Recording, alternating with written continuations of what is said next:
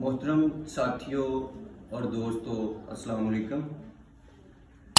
میں آج آپ کو ایک شخصیت کا تعارف کرانا چاہتا ہوں جو ایک مصنف ہیں۔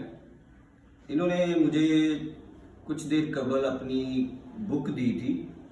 جب میں نے اسے پڑھا تو میں سمجھا کہ واقعی کتاب لکھنے کا فن ہے، اچھی اردو لکھی ہے۔ تو میں نے فیصلہ کیا کہ ان سے جو ہے تھوڑی بہت بات کی جائے اور آپ کے گوش گزار کی جائے۔ تو آج ہمارے پاس موجود ہیں شخصیت جن کا نام ہے اقبال محترم۔ اقبال محترم صاحب کا تعلق جو ہے وہ ضلع سیالکوٹ کی تحصیل پیسور شہر سے ہے۔ ان کی کتاب کا نام ہے صاحب ایمان قوم۔ بتائیے گا کہ آپ نے کو یہ کتاب لکھنے کا آفٹر ریٹائرمنٹ کیسے خیال آیا کہ میرے جو خیالات ہیں، ویوز ہیں، وہ لوگوں تک پہنچیں؟ تو اس کا ذرا بتائیے گا۔ جی، بات اصل میں یہ ہے صاحب کہ آپ کوئی بھی ریگولر کام کرتے ہیں اس کا کوئی نہ کوئی رزلٹ آؤٹ ہوتا ہے۔ ریگولر کام کرنے سے کوئی اس کا رزلٹ آؤٹ ہوتا ہے۔ میں آرمی میں تھا تو میں شام کے وقت گھنٹہ 2 گھنٹے مختلف یونٹوں میں جا کے لائبریریوں کی وزٹ کیا کرتا تھا۔ اگر کوئی نئی چیز دیکھتا تو اس کو سرچ کرتا، نہ پتہ چلتا تو کسی سے پوچھتا۔ نماز میں فوج میں 2 ہی پڑھتا تھا، صبح اور شام۔ جب ریٹائر ہوا اور قرآن پاک میں پڑھتا ہوں، تھوڑا پڑھتا تھا، 1-2 آیت پڑھتا تھا لیکن سمجھ کے پڑھتا۔ جب میں ریٹائر ہوا تو قرآن پاک زیادہ پڑھنے لگا اور قرآن پاک زیادہ پڑھنے لگا اور نماز دن میں 5 پڑھنے لگا۔ ابھی میری کنڈیشن یہ ہے کہ میں نماز بھی پڑھاتا ہوں، جمعہ بھی پڑھاتا ہوں، اور میں الحمدللہ یہ کتاب لکھنے کے سلسلے میں مجھے قرآن پاک کا کم سے کم 30 حصہ یاد ہو گیا۔ ماشاءاللہ، یہ اللہ کا بڑا کرم ہے۔ تو پتہ ہے بات اصل میں یہ ہے، ساری بات کا لب لباب یہ ہے کہ اللہ تعالیٰ جس سے کام لینا چاہے اس سے کام لیتا ہے، بے شک، اور جو اس کے رستے میں نکلتا ہے اللہ تعالیٰ اس سے رستہ دکھا دیتا ہے۔ حضرت ابو بکر صدیق رضی اللہ تعالیٰ عنہ کا قول ہے کہ جو خدا کے کاموں میں نکلتا ہے خدا اس کے کاموں میں لگ جاتا ہے۔ جو خدا کے کاموں میں نکلتا ہے، اللہ کی راہ میں نکلتا ہے، اللہ تعالیٰ اس کے کاموں میں لگ جاتا ہے۔ تو یہ بات ہے کتاب لکھنے کی۔ تو ذہن میں آیا، میں بیٹھا ہوا ہوں تو ذہن میں آیا کہ کتاب کیوں نہیں لکھتی ہو۔ میں نے کتاب لکھ لی، کوئی پیشہ ور مصنف نہیں ہوں، کتاب لکھ لی۔ کتاب لکھنے کے بعد لاہور میں پریس کرائی، لاہور میں یہ پبلش کرائی، اور یہ کتاب میرے گھر میں آ گئی۔ ابھی میں سوچ رہا ہوں یہ کتاب لوگوں کے ہاتھ میں کیسے جائے گی۔ تو ذہن میں خیال آیا، اصل میں یہ ہے کہ آپ لوگ حضرات جس جگہ پر بیٹھے ہیں تو اللہ تعالیٰ کی ذات کائنات کا نظام چلا رہی ہے۔ اگر کوئی صاحب ہے، آفیسر ہے، مزدور ہے، اگر وہ نہ ہوگا اس کی جگہ کو اور آ جائے گا۔ یہ اپنا تعالیٰ کا نظام ہے۔ تو میں سوچ رہا ہوں یہ کتاب لوگوں کے ہاتھ میں کیسے جائے گی۔ تو ذہن میں آیا کہ یہ کتاب جو ہے نا اسکولوں کالجوں میں لے کے صرف جاؤ، کتاب سیف ہو جائے گی، کتاب کی لائف بڑھ جائے گی۔ اس لیے میں گھر سے نکلا۔ تو میں دوستوں مر جاؤں گا، میری جگہ اللہ تعالیٰ کی ذات اور کو آدمی بھیج دے گی۔ اللہ تعالیٰ اپنا نظام چلا رہا ہے، کسی کی اس میں مداخلت نہیں ہے۔ تو اس لیے میں نے کتاب پھر اسکولوں میں شروع ہوا۔ میری 100 کتاب میرے شہر میں لگ گئی، تمام اسکولوں میں، وکیلوں کی بار میں بھی ہے، میونسپل کمیٹی میں بھی ہے، اور یہ تمام اسکولوں، پرائیویٹ اور گورنمنٹ اسکولوں میں 100 کتاب میرے شہر سٹی میں ہے۔ اور آج تک کتاب جو ہے تقریباً 4000 اسکولوں کالج میں جا چکی ہے۔ اور الحمدللہ میں یہ کتاب لے کے خود گیٹ ٹو گیٹ گیا، اور الحمدللہ لوگوں نے مجھے اتنا ریکارڈ دیا، اتنی رسپیکٹ کی کہ مجھے میں پیغام بھیجتا ہوں تو مجھے بلا دیتے، اور میری ٹوٹل 10 منٹ بات ہوتی ہے تو وہ کتاب خرید کے لائبریری میں رکھ لیتے۔ یہ ہے بات۔ اچھا، یہ بتائیے کہ آپ جب اسکول وغیرہ میں جاتے ہیں تو آپ کو زیادہ تعاون جو ہے وہ کن اسکولوں میں ملتا ہے؟ آپ کی جو قدر کرنے والے، ظاہر ہے سب بھی قدر کرتے ہیں، ایک اچھی شخصیت ہے، آپ بزرگ ہیں، تو یہ کہ زیادہ تعاون آپ سے کون لوگ کرتے ہیں؟ کتاب کے سلسلے میں، فروغت ہونے کے سلسلے میں یہ ہے کہ گورنمنٹ ہائی اسکولوں اور پرائیویٹ ہائی اسکولوں کا بیلنس تقریباً برابر ہے، لیکن پرائیویٹ اسکولوں نے میری ہیلپ زیادہ کی ہے۔ اگر اس کی 800 روپیہ قیمت ہے تو مجھے 1000 روپیہ دیا۔ تو کتاب جو ہے پرائمری اسکولوں میں بھی ہے، کیونکہ ٹیچر دیتے ہیں، اس کو پڑھتے ہیں اور اپنا فائدہ حاصل کرتے ہیں۔ ماشاء اللہ، تو اچھا رسپانس آپ کو لوگ دے رہے ہیں، ہاں جی، تو انشاءاللہ یہ اچھی بات ہے۔ آج کل جو ریڈنگ کا دور نہیں ہے، تو یہ ایک بڑی اچھی چیز ہے کہ ریڈنگ ہونی چاہیے۔ دیکھیں آپ کے سامنے شخصیت بیٹھی ہیں، ایف اے ان کی تعلیم ہے، تو انہوں نے ریڈنگ سے ہی جو ہے وہ اس کو اتنا آگے گئے ہیں کہ اتنی موٹی انہوں نے، یہ میں آپ کو دکھاتا ہوں، ان کی بک ہے، تو اتنی موٹی انہوں نے یہ کتاب لکھی ہے، تو ماشاءاللہ اچھی کتاب ہے، پڑھنے والی ہے، تو اچھی شخصیت ہے۔ تو اس میں نے خود بھی پڑھا ہے اس بک کو، تو اچھا لگا۔ دوسرا یہ ہے کہ یہ کوئی فرقہ پرست شخصیت نہیں ہے، جیسے کہ آج کل ہمارے ہوتا ہے کہ بس فرقہ پرستی چل رہی ہے۔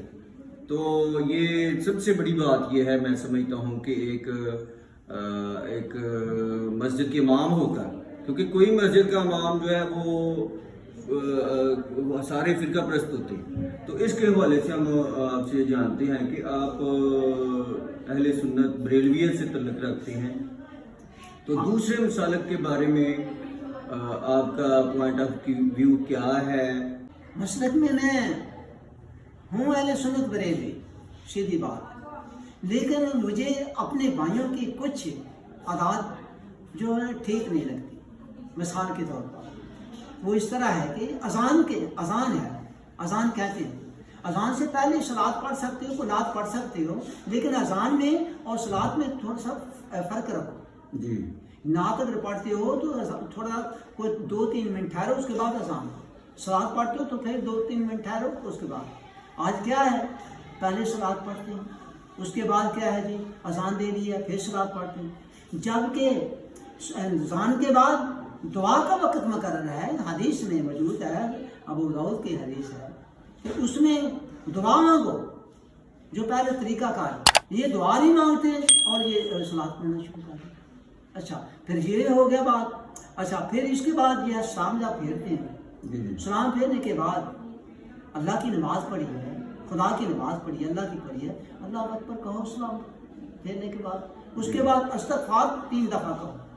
لیکن یہ نہیں کرنا، ٹھیک ہے، کلمے کے لیے ٹائم مقرر نہیں ہے، کلمے سے انکاری نہیں ہے، کلمہ پڑھیں آپ، میں بھی پڑھتا ہوں، لیکن یہ استغفار کہہ لیں 3 دفعہ، اس کے بعد کلمہ پڑھ لیں۔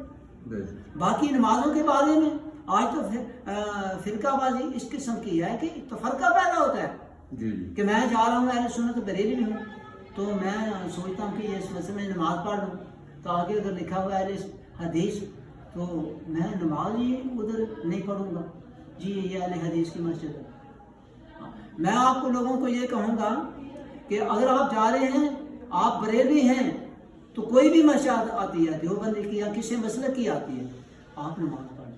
فار ایگزامپل آپ اہل حدیث کی مسجد میں چلے جاتے ہیں، ادھر آمین بلند آواز سے کہتے ہیں، آپ بلند آواز سے نہ کہیں، تھوڑی سی آہستہ کہیں، لیکن آمین ضرور کہیں، بالکل خاموش نہ رہیں کہ دائیں بائیں والا سوچے کہ یہ پتہ نہیں کون آ گیا ہے۔ اگر اہل حدیث مسجد بریلوی میں جاتا ہے، نماز پڑھتا ہے، تو ادھر آمین نہیں کہتے، تو ادھر اہل حدیث والے کو یہ چاہیے کہ بلند آواز سے آمین نہ کہیں، تھوڑی سی دھیمی آواز میں آمین کہیں، تاکہ وہ یہ نہ سوچیں کہ یہ کون آ گیا۔ اس طرح باتوں سے گریز کرنا چاہیے۔ تو یہ ہے مسجدوں کے بارے میں۔ باقی آپ کیا سمجھتے ہیں کہ جو یہ فرقہ پرستی ہے، اس کا کوئی فائدہ بھی ہوا ہے اسلام کو، یا یہ نقصان دہ ہے اور اس کا کتنا نقصان ہو رہا ہے؟ جی تفرقہ جو فرقے کی بات کرتے ہیں، تفرقہ پیدا ہوتا ہے ان چیزوں سے. ٹھیک ہے یہ جان پہچان کے لیے ضرور ہے کہ یہ فلاں ہے، یہ فلاں ہے، فلاں جان پہچان تک محدود رکھنا چاہیے، باقی مذہب میں رد و بدل نہیں کرنا چاہیے. تو دوسرے نمبر پر یہ ہے کہ یہ جب ہم لوگ کوئی بھی کام کرتے ہیں نا تو بعض یہ مسجدوں میں ایک ماحول ایسا دیکھا ہے کہ یہ مسلط ہے مسجدوں پر کچھ لوگ، سارے نہیں، اور کچھ ایسے لوگ کم علم والے مسلط ہیں مسجد پر، چاہے اس کو مقتدی چاہتے ہیں نماز پڑھائے یا نہ پڑھائے لیکن وہ پڑھ رہے ہیں، جبرن والا مسئلہ ہے. لیکن نماز خدا کی لوگ سمجھ کے اس کے پیچھے کھڑے ہو جاتے ہیں، نماز پڑھتے ہیں. لیکن یہ ہے کہ ایسا نہیں سوچنا چاہیے، ایسا نہیں ہونا چاہیے. سوچ یہ ہونی چاہیے کہ مقتدی مجھ پر نماز پڑھنے میں راضی ہیں یا نہیں. اگر نہیں راضی، دل میں نہیں ٹھیک سمجھتے تو اس امام کو کرارا کرنا چاہیے. وہ امام جو ہے وہ چھوڑ کے کہے کہ ٹھیک ہے جی اپنا بندہ مقرر کر لیا آپ کو جو کرنا ہے. لیکن ہم یہ نہیں کرتے. تو فرق فرقے سے مراد یہ ہے کہ فرق ڈالنا بات میں، کام کچھ اور ہے اس کام میں تھوڑا سا فرق ڈالنا. جس طرح ہمارے بھائی میں نے کہا ہے کہ اذان دیتے ہیں، اذان کے بعد آپ دعا مانگیں، اللہ تعالیٰ کی نماز پڑھنی ہے، اللہ تعالیٰ کی اذان کی ہے، اس کی عبادت کی ہے، کسی پیغمبر کی عبادت نہیں کی. تو اس لیے جو ہے نا فرق نہ ڈالیں.